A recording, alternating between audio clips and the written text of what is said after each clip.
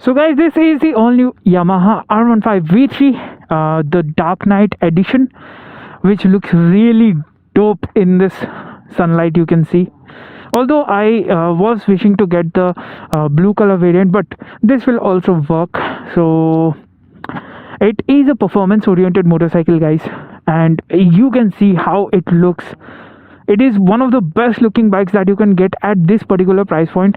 So the price is 1,52,000. The price has been increased by Yamaha recently. So yes, Yamaha is continuously increasing the price from past 6 months. 2,000, 1,000 rupees, 2,700 rupees has been increased on this particular bike also. So the on road price, which make around 1,84,000 ish in Hyderabad. So the price may vary location to location. Your state may have a different price tag for this particular bike.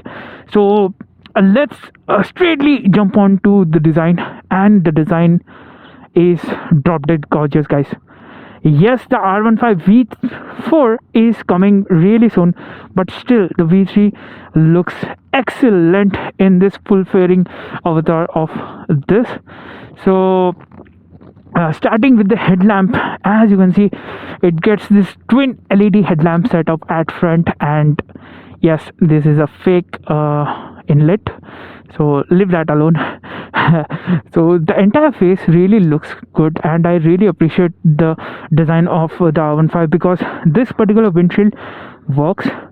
I went in high speed. I have done some 100 kmph on this, and the windshield actually works in reducing the wind blast on your face. So the mirrors, they're not that much usable because half of the mirror is always showing your elbow or hand, and half is showing who is coming from behind. Although the mirrors look good, but the functionality is kind of limiting. Coming on to the suspension, it is a 41 telescopic fork at front. The international variant gets upside down forks, so there is no complaint. I mean, Yamaha is doing this kind of things to reduce the cost.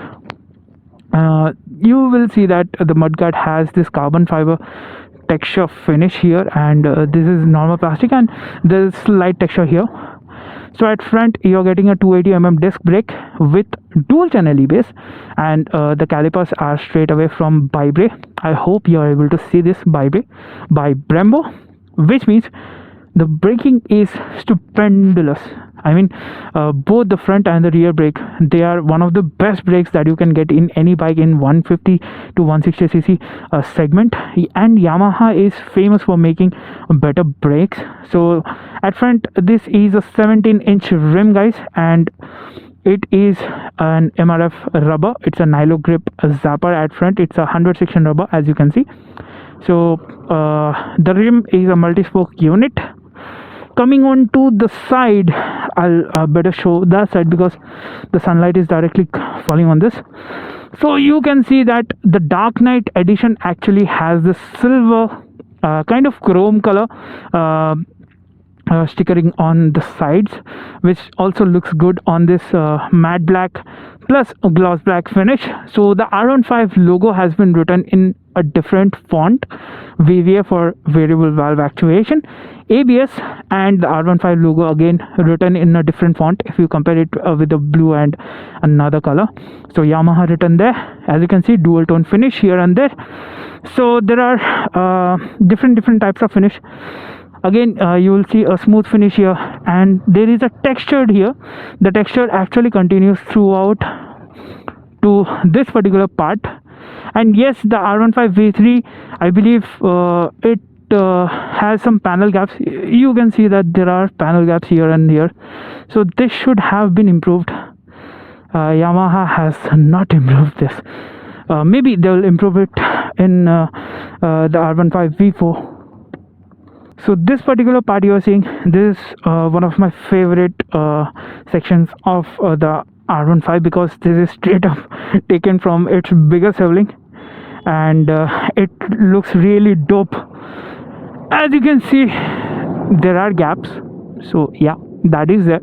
It's good for airflow, but the panel is because it's a plastic panel, if it falls down, the entire panel needs to be replaced. That is there. And the rear seat it's there on the heaven, guys. So the person who is sitting at the rear will see the sky, the moon, everything. But I must say that the rider seat is quite comfortable, and you are getting this much amount of space. I'm quite chubby kind of guy, and I'm quite comfortable on this. As you can see, it gives enough space for your butt, and you also have this tank curve, so that you can really hold the tank in this manner. Now the tank gets dual tone finish. So here is your gloss black, here is your matte Yamaha logo on both the sides. Again, the bigger sibling influence here. Looks pretty good. Now coming on to the storage, the seat, you can actually take this seat off and you can keep some of your papers, so I'll not open this. But coming on to the handlebar, guys, it is a clip-on unit, but the clip-ons are flat. Normally in other bikes, like if you compare with the Gixxer or the likes of CBRs or any other bike, you will see this particular part would come up like this, so that would call as a race clip-on. But these are flat clip-ons, which means you have to really put your hands like this, and the entire load will fall on your wrist, particularly this place. So that you have to keep in mind. So you have to keep in mind that you're going to get a lot of wrist pain, back pain, shoulder pain, and more sorts of pain. So yeah, the switchgear quality, I believe it has been improved from the past R15, the 2019 version. They look quite decent, and the overall fit and finish also looks quite decent. Although, as I told you, there are panel gaps everywhere. So yes, Yamaha could seriously improve the fit and finish of this particular bike. Although looks really good, looks do matter for a lot of people. So you're getting a high beam, low beam, plus a pass switch here. Here is your indicator, the horn. It gets dual horn, guys. So there are two horns. Previously it was one single horn. After complaints, they have put two horns. So engine kill switch, the ignition, and the instrument cluster looks really awesome. It is one of the biggest instrument cluster you can find in this particular segment. Has gear shifting indicator, RPM, odo, tacho. It also gets a trip. So trip F, just a minute. So here is your average fuel efficiency, odo, trip 1, trip 2, trip F, and here is your time. So it shows a lot of information. Here is your fuel indicator, the neutral, the fuel injection meter, the tail lights, high beam, low beam, and the ABS indicator. Here is a small space, so you can put something here. Normally people put a cloth for cleaning the bike. I'll switch it off. Now come to this particular section. You're getting cast aluminum units, so this is quite nice and looks also good. But the thing is, this one also could have been done in cast aluminum. That would have been much more better. I mean, it would have looked much more sleek and elegant as like the international variant. But still, I mean, they do work. Anyhow, nobody's gonna sit on that particular seat. Although this particular swing arm is a cast aluminum unit, which you can't really find on the MT. So that is there. Looks quite good, and it is again first in the segment. The rear suspension is not adjustable, so that is there. You can't adjust it. So what is it? So you have to live with that suspension. Here is a mudguard. I wish the mudguard would have the number plate, so nice tail tidy, you know. The sari guard for namesake. I mean, coming on to the rear section, you will see that it gets beautiful LED tail lamp here, and the rear section also looks good. I hate this bulb setup. Although Yamaha is providing LED lights for 1400 bucks, I believe they should integrate that light in this, so that you don't need to shed more money. The rear disc is a 220mm disc with again dual channel ABS.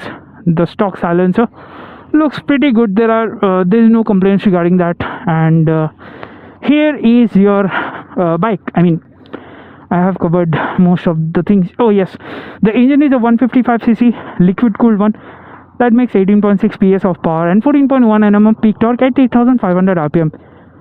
And guys, because of the variable valve actuation, the performance is excellent. And the torque actually is available for the complete rev range starting from 1000 rpm to around 10,000 to 11,000 rpm, which it redlines. So that's it, I believe. And the seat, so guys, the seat height is 850 mm, 815 mm. So most of the people would be easily able to hop on this bike. Yes, shorter riders would have to lean forward, so they have to reach it out for the grab handles. It is getting good ground clearance of 170 mm, guys, so that is there. Now the fuel tank capacity is 11 liters. I wish Yamaha could have given around 15 liters of fuel tank capacity, but anyhow, the R15 actually returns pretty good mileage, so that is also there. And yes guys, so the weight of this Yamaha R15 V3 is 142 kilos, which is quite light, and it's quite flickable bike also. So guys, the rear tire is a 140 section radial unit. So it is from the house of MRF. These are MRF Revs S a tire to provide you good amount of grip. And this bike also gets side stand engine cutoff feature, which can be really handy. So if the bike is there in neutral, the engine will not switch off. But yes, if the bike is there in the first gear, if you put the side stand, immediately the engine will cut off. So that is the R15 V3, guys. And I'm hearing some rumors about the R15 V4 coming this year, probably due to the competition. I mean, the entire Pulsar range is been updated by September, so that is there. Hope so Yamaha would improve the build quality, especially the panel gaps that is there in this particular bike. The bike looks extremely good, but yes, there are some giveaways also, like the panel gaps I told you, like a better build. And yes, the most important thing, the LED headlamp, guys. This is nowhere good. I mean, Yamaha could really improve the LED headlamp, like they have improved the horn. Previously it was like single unit, now it is a dual unit. So hope you like this video, and thank you for watching the video, guys. Let's meet in another video. Please do like, share and comment. Thank you.